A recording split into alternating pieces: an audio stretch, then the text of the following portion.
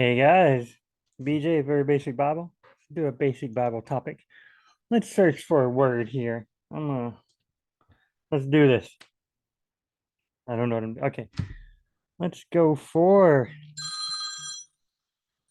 that was scary. My phone ring and scared me.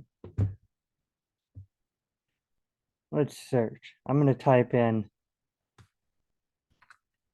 king. Let's see. All right. Look at that. 2,347 just in the Old Testament. 256 in the New. Let's go to Jonah. Jonah 3:6 and Jonah 3:7. Let's go to full chapter. All right. I'm going to read 5 through 9. Okay. Then the people of Nineveh believed in God, and they called a fast and put on sackcloth from the greatest to the least of them. When the word reached the king of Nineveh, he got up from his throne, removed his robe from himself, covered himself with sackcloth, and sat on the dust.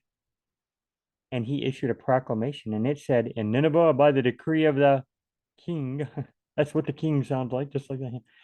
And his nobles, no person, animal, herd, or flock is to taste anything. They are not to eat or drink water. Gonna have a fast. But every person and animal must be covered with sackcloth. And people are to call on God vehemently, and they are to turn each one from his evil way and from the violence which is in their hands. Who knows? God may turn and relent and turn from his burning anger so that we will not perish. What the king says, right? I'm going to read verse 10. When God saw their deeds, that they turned away from their evil, then God relented of the disaster which he had declared he would bring on them. So he did not do it. Sweet. Awesome. Pick up another verse with some kings. What can we learn from that? The king is in power and he says, hey, do this. And then when God saw their deeds, but wait, it doesn't say the people followed the king. Evidently they did. Pretty cool, huh? It does say then the people in Nineveh believed in God. They called a fast. Okay, so they did it. Then word reached their king. Okay, so sometimes the people can influence the king. Um, at least Jonah's preaching influenced the king. Something did when the word reached the king. So okay, now the word of the Lord came to Jonah a second time. Okay. Arise and go to Nineveh, the great city, proclaim to it the proclamation which I'm going to tell you. So what's God going to tell Jonah? Okay, so Jonah got up, went to Nineveh according to the word of the Lord. Now Nineveh was an exceedingly large city, a 3 days walk. Then Jonah began to go through the city 1 day's walk, and he cried out and said, 40 more days and Nineveh will be overthrown. So either the king finally heard that, or he heard that all the people called a fast, and he called a fast. Evident, but God, hey, pretty cool, huh? The king did the right thing. That's good. That's good. Let's hmm, go to Judges. Why not? All right. 3:8, 3:10, 3:12. That's a long list of king stuff, huh? Let's see. Verse 9, verse chapter 9, chapter 12. Let's look at chapter 3. Starting with verse 3. Here we go, full chapter. Okay, so I'll start at verse 3:7. We'll just read a bunch of chapter 3 when we hit king. Okay. Then the sons of Israel did what was evil in the sight of the Lord, and they forgot the Lord their God and served the Baals and the Ashtoreth, of course. Ugh. I do it all the time. Forget the Lord and serve other things besides him. Then the anger of the Lord was kindled against Israel, so he sold them into the hand of Cushan Rishathaim, king of Mesopotamia. And the sons of Israel served Cushan Rishathaim for 8 years. So he sold them into the hand of a king. So one guy, a king. Well, the king commands a whole nation. I mean, God could and power. God's God. If he wanted to make sure a single person who happened to be a king was able to take over a whole nation all by himself, I mean, he could do that, but we're he's God. We can do it. But we're assuming that the king represents the nation. The king probably sent his armies. Israel probably got weak. God weakened them. Israel sent the, Cushim, Rethaim, All right, all right. But the sons of Israel cried out to the Lord, and the Lord raised up a deliverer for the sons of Israel to set them free. Othniel, son of Kenaz, Caleb, the younger brother. And the Spirit of the Lord came upon him, and he judged Israel. When he went to war, the Lord handed over to him Cushim Rishathaim, king of Mesopotamia, so that he prevailed over Cushim Rishathaim. Then the land was at rest for 40 years, and Othniel, son of Kenaz, died. So God handed over to him the king, like the physical person, like the dude came and was like, "Hey, I took you over once," and then God's like, "Here you go."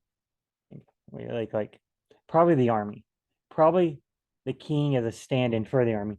Maybe some countries would say the Assyrians instead of like the Assyrian king, because that's the way the Assyrians spoke. But maybe Mesopotamians, King of Mesopotamia, spoke as in, "We are the king Kusharitha. Our king sent us out. We are representing Kusharitha and says Rishathaim." They spoke more from a headship, maybe. Kind of like we say we are in Jesus. We are of Jesus.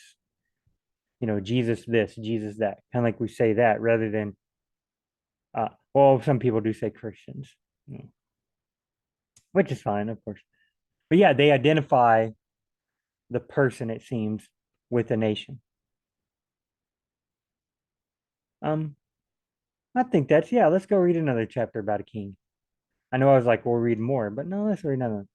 Hey, look at Song of Solomon. There's Obadiah. Let's go to Habakkuk. One. Okay. They make fun of king. Okay. They make fun of kings, and dignitaries are an object of laughter to them. They laugh at every fortress, then heap up dirt and capture it. They heap up dirt like they laugh at a fortress. Fortress has huge, tall walls, right? Or else it wouldn't be much of a fortress. You could have an underground fortress, but they didn't really do that. So if they got a fortress with tall walls, why would you heap up dirt and capture it? Is that like a ritual? Maybe it's a ritual. Um, Maybe they heap up dirt inside it. They break in and they heap up dirt inside of it so nobody can battle. And they've practiced battling on dirt. Um, maybe that's a heap up dirt is like a metaphor for like beating people up. I mean, it could be. We say, "Wow, we destroyed them." I've heard people say like we. I'm trying to think of metaphors from our common day. We annihilated them. Like, right, really? You just beat them in a baseball game. I think what it means is they take a bunch of dirt and they make a tall mound out of it. You got high walls, you heap up dirt, then you can over the wall. And that's an alarm on my phone.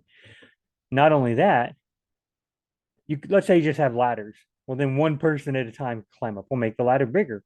What if you had instead a ramp? Then entire arc you could march easily. And if you had chariots, you could go over. Of course, you go up and then you fall off the other side of the wall, maybe. But that's probably what. But we're here to talk about kings. They make fun of kings. Dignitaries are an object of laughter to them. They laugh at every fortress, then heap up dirt and capture it. So you can see the parallelism. Make fun of kings, dignitaries are an object of laughter to them. That's parallel. Make fun of kings, dignitaries are an object of laughter. Well, then they have another parallel. They laugh at every fortress, then heap up dirt and capture it. You can see kind of a chronological thing in the second one. They laugh at it first, then they heap up dirt and capture it. I think it's still supposed to be a parallel. And I think the whole thing is supposed to be a parallel. They make fun of people, they make fun of kings, they laugh at the fortress. Dignitary is an object of laughter, they heap up dirt and capture it. So I think the first sentence is parallel also to the second sentence. How do I know that? It's Hebrew poetry. They do stuff like that. Like did a Hebrew person tell me that? It's just basic learning from like smart people that have studied this. Also, you can see this other places in the Bible. You can put parallels together. Sometimes you're like, that doesn't make sense logically. Well, then you go, wait, what if they're parallel? Then it makes sense suddenly. You can kind of see parallels in a lot of places if you look. Okay, so people making fun of kings and dignitaries and object of laughter to them. Okay, let's look at one more with kings. We're going to stick to the Old Testament. Esther, one of my favorite books of the Bible. I like them narrative books. 1:1, 1:2, 1:5, 1:7, 1:8, 1:9, 1:10, 1:11, 1:12, 1:13, 1:14, 1:15, 1:16. Man. Okay, keep going down. Oh, 2:1, 2:2, 2:3. Oh, look. Kingdom. So sometimes the king might be kingdom. I don't know. Let's go to a further chapter though. Man, so many stuff at 2:23, 3:1. It's like that every chapter. Golly, there's 11. 11? 11. How many chapters in the book of Esther? I'm not sure, but every chapter is going to have multiple. The king this, the king that. Okay, let's just keep. Okay, 3, 4, 4, 4, 4, 5, 5, 5, 5, 5, 5, 5, 6, 6, 6, 6, 6. Oh, 6, 6, 6, 6, 6, 6, 6, 6, 7, 6, 8, 6, 9, 6, 10. Sorry, I'm going so fast. 6, 11, 4, 7, 7, 7, 7, 1, 2, 3, 4, 5, 6, 7, 7, 8, 7, 9, 7, 10. Man. 8, 1, 8, 2, 8, 3, 8, 4. Okay. Oh, we got 8, 9, 10, 11, 12, 14, 15, 17, 8, 9, 1, 9, 2, 9, 3, 9, 11, 9, 12, 10. Okay, I was right. I said 10 chapters, like 10, I think. Okay, that's it. Wait. 10, 1, 10, 2, 10, 3. That's it. I'm pretty sure that the last chapter of Esther only has a few verses anyway. Esther, 10 chapters, 122 times in 10 chapters. 269, there's like 20 something chapters. But in Esther, one king. Second Chronicles, First and Second Kings, multiple kings. One king in Esther, over 10 chapters.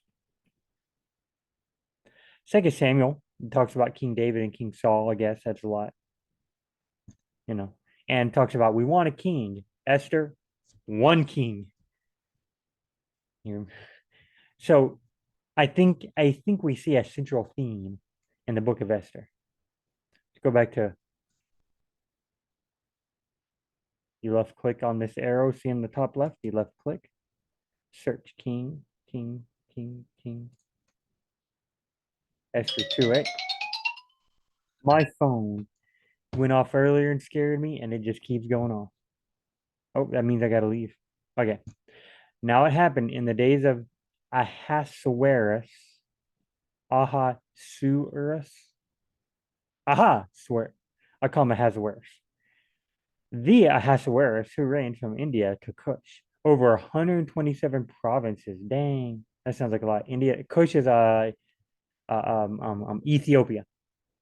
So from India over to Egypt, 127 provinces. In those days, King Ahasuerus sat down on his royal throne, which was in the citadel of Susa. So the king's name is Ahasuerus. Or Ahasuerus. Sometimes it'll say Xerxes, Xerxes. Artek, Arta Xerxes, A Arta, Arta, Xerx, yes. Xerxes, yeah. And then ATR, Arta, Artaxerxes. Man, this is difficult. Ahasuerus. Well, guys, you can see kings is a huge thing Even in the New Testament, there's a lot. Yeah. I guess that was a little bit strange Bible topic, maybe. I don't know. I liked it. Kind of fun. All right, we'll see you guys in the next very basic Bible. Mm.